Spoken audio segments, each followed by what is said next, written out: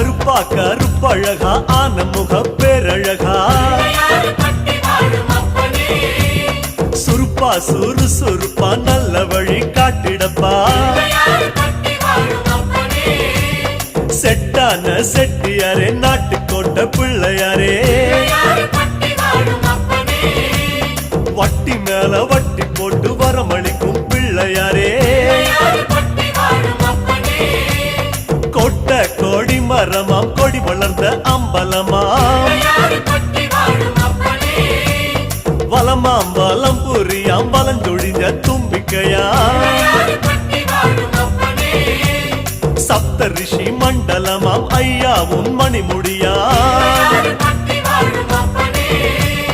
ஐயாவும் தும்பிக்கதான்